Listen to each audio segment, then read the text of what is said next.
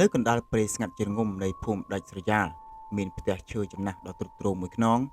ដែលគ្មាននរណាម្នាក់ហ៊ានដើរកាត់សូម្បីតែនៅពេលថ្ងៃត្រង់អ្នកភូមិគ្រប់គ្នាបានដឹងច្បាស់ថាផ្ទះនោះធ្លាប់ជាកន្លែងស្នាក់នៅរបស់អតីតគ្រូសិលឬក៏គ្រូមន្តអាគមដ៏ល្បីល្បាញនិងពូកែសាហាវម្នាក់ប្រចាំភូមិកាលគាត់នៅរស់គាត់បានចិញ្ចឹមព្រលឹងខ្មោចព្រាយបិសាចនិងអាប់ធ្មប់រាប់មិនអស់ដើម្បីបម្រើការងារផ្លូវងងឹតរបស់គាត់ប៉ុន្តែអ្វីបានប្រែប្រួលនៅពេលដែលគ្រូសិលនោះបានស្លាប់បាត់បង់ជីវិតទៅយ៉ាងទាន់ហន់ដោយសារតែគ្មាននរណាស្នងតំណែងឬចេះមន្តអាគមដើម្បីគ្រប់គ្រងវិញ្ញាណទាំងនោះបន្តព្រលឹងខ្មោចបិសាចរាប់សិបដែលគាត់ធ្លាប់ឃុំឃាំងក៏បានរួចខ្លួនហើយបន្តស្ថិតនៅពាសពេញក្នុងផ្ទះនោះដោយចាត់ទុកទីនោះជាឋាននរកតូចមួយរបស់ពួកវាតាំងពីពេលនោះមកផ្ទះនោះត្រូវបានគេបោះបង់ចោលគ្មាននរណាហ៊ានទៅក្បែរសូម្បីតែសត្វពាហនៈក៏មិនហ៊ានដើរចូលទៅស៊ីស្មៅនៅក្នុងបរិវេណនោះដែរនៅពេលយប់ភាពស្ងាត់ជ្រងំនៃព្រៃតែងតែត្រូវបានបំបែកដោយសំឡេងចម្លែកចេញពីផ្ទះនោះជួនកាលជាសំឡេងមនុស្សប្រុសសើចក្អាកក្អាយជួនកាលជាសំឡេងមនុស្សស្រីយំសោកបោកខ្លួនហើយជួនកាលជាសំឡេងទារកយំរ៉ែនិងសំឡេងឆ្លោះប្រកែកគ្នាវាតប់គ្នាយ៉ាងកងរំពងហាក់ដូចជាមានមនុស្សរស់នៅរាប់សិបនាក់នៅក្នុងផ្ទះដែលទទេស្អាតនោះអ្វីដែលធ្វើឲ្យអ្នកភូមិព្រឺសម្បុរបំផុត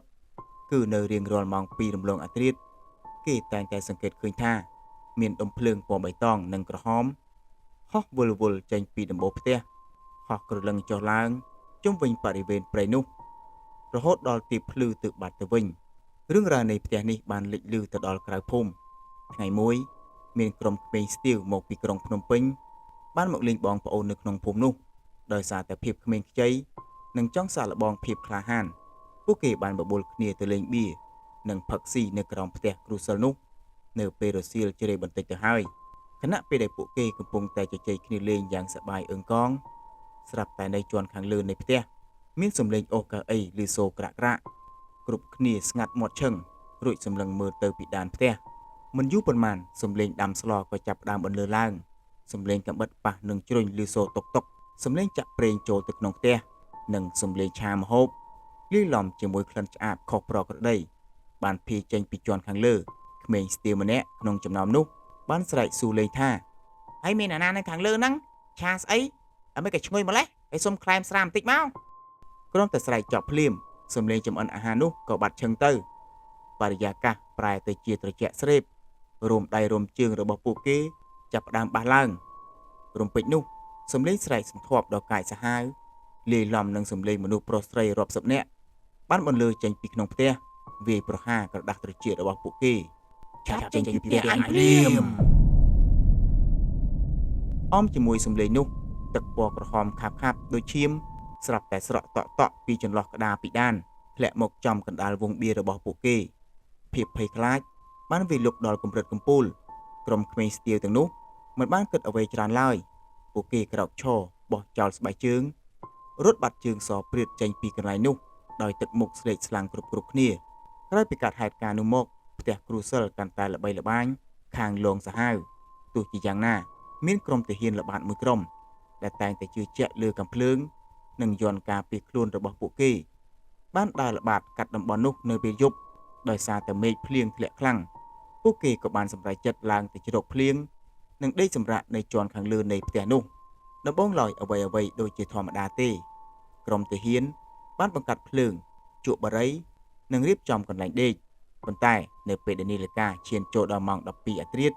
សេតុណ្ហភាពក្នុងផ្ទះបានចុះត្រជាក់យ៉ាងខ្លាំងត្រជាក់រហូតដល់ដកដង្ហើមចេញផ្សែងភ្លើងដែលពួកគេបង្កាត់ស្រាប់តែប្រែទៅជាពណ៌ខៀវរួចក៏រលត់ភឹបនៅក្នុងភាពងងឹតស្លុបទ្វារផ្ទះខាងមុខនិងបង្អួចទាំងអស់ត្រូវបានបិទដោយខ្លួនឯងហើយចាក់សោពីខាងក្រៅយ៉ាងជាប់ទាហានម្នាក់យកពិលបញ្ចាំងមើលជុំវិញអ្វីដែលពួកគេឃើញធ្វើឲ្យអ្នកចម្បាំងដែលធ្លាប់តែក្លាហានត្រូវញ័រជង្គង់នៅតាមជ្រុងផ្ទះនីមួយមានស្រមោលខ្មៅកំពុងតែឈរត្រឹងសម្លឹងមើលមកពួកគេស្រមោលខ្លះមានភ្នែកពណ៌ក្រហមខ្លះកំពុងតែវានៅលើពីដានផ្ទះហើយនៅចំកណ្ដាលផ្ទះគឺរូបរាងរបស់បុរសចំណាស់ម្នាក់ដែលជាវិញ្ញាណរបស់គ្រូសិលគាត់កំពុងតែកាន់ឈើច្រត់សម្លឹងមើលពួកគេដោយក្រសែភ្នែកចងគំនុំក្រុមទាហានភ័យស្លន់ស្លោព្យាយាមទាញទ្វារតែទ្វារមិនរបើកសោះដោយគ្មានជំរឿ ពួកគេបានប្រើកំភ្លើងបាញ់បំបែកជញ្ជាំងក្តាររួចនាំគ្នាលោតទម្លាក់ខ្លួនចេញពីលើផ្ទះនោះទាំងប្រថុយប្រថានរត់កាត់មេឃភ្លៀងទាំងអត់ស្បែកជើងនិងទុកសម្ភារៈចោលទាំងអស់នៅក្នុងផ្ទះនោះសកម្មភាពលងបន្លាចកាន់តែខ្លាំងឡើងរហូតដល់អ្នកភូមិទ្រាំលែងបានពួកគេបានមូលមតិគ្នានិមន្តព្រះសង្ឃជាច្រើនអង្គមកសូត្រប្រោះព្រំទឹកមុននិងសូត្រធម៌បណ្ដេញឧបទ្រពចង្រៃពេលព្រះសង្ឃសូត្រធម៌អ្នកភូមិបានឮសំឡេងស្រែកទ្រហោយំនិងសំឡេងក្តារផ្ទះរង្គើហាក់ដូចជាមានមនុស្សរាប់សិបនាក់កំពុងតែរត់ជាន់គ្នាទោះបីជាព្រះសង្ឃបានជួយបញ្ជៀសវិញ្ញាណអាក្រក់មួយចំនួនធំឲ្យតែចាប់ចិត្តក៏ដោយក៏នៅមានព្រលឹងកាយសាហាវខ្លះ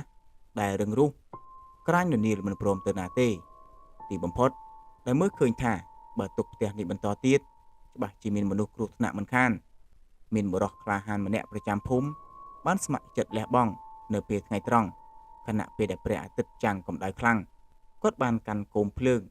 និងប្រេងសាំងមួយកានដើរសម្ដៅទៅផ្ទះខ្មោចនោះតែម្នាក់ឯងគ្រាន់តែគាត់ដើរទៅដល់ជណ្ដាលផ្ទះខ្យល់គួចយ៉ាងខ្លាំងបានបក់បោកមករហូតធ្វើឲ្យដើមឈើនៅក្បែរនោះបាក់មែករលំក្រាំងដើម្បីរារាំងដំណើររបស់គាត់សំឡេងស្រែកគំរាមបានបន្លឺឡើងកុំចូលមកអញនឹងសម្លាប់ឯងតែបុរសនោះមិនរាថយទេគាត់បានតាំងសមាធិរួចស្រោចប្រេងសាំងជុំវិញសសរផ្ទះបន្ទាប់មកគាត់ក៏គប់គោមភ្លើងចូលទៅអណ្ដាតភ្លើងបានឆាប់ឆេះយ៉ាងសន្ធោសន្ធៅលេបត្របាក់ផ្ទះឈើចំណាស់នោះយ៉ាងលឿននៅក្នុងអណ្ដាតភ្លើងដែលកំពុងតែឆេះអ្នកភូមិដែលឈរមើលពីចម្ងាយ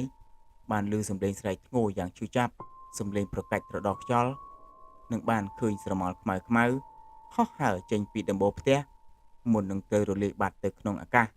ផ្ទះដ៏អាចកំបាំងរបស់គ្រូសិលត្រូវបានដុតបំផ្លាញคล้ายទៅជាផេះផង់ចាប់តាំងពីថ្ងៃនោះមកដីបរិវេណនោះក៏ត្រឡប់មកជាស្ងប់ស្ងាត់មានសត្វស្លាបហើរមកទុំជុំវិញហើយរឿងរ៉ាវលងបន្លាចក៏បានបញ្ចប់ជាស្ថាពរបន្សល់ទុកត្រឹមតែជារឿងព្រេងនិទាន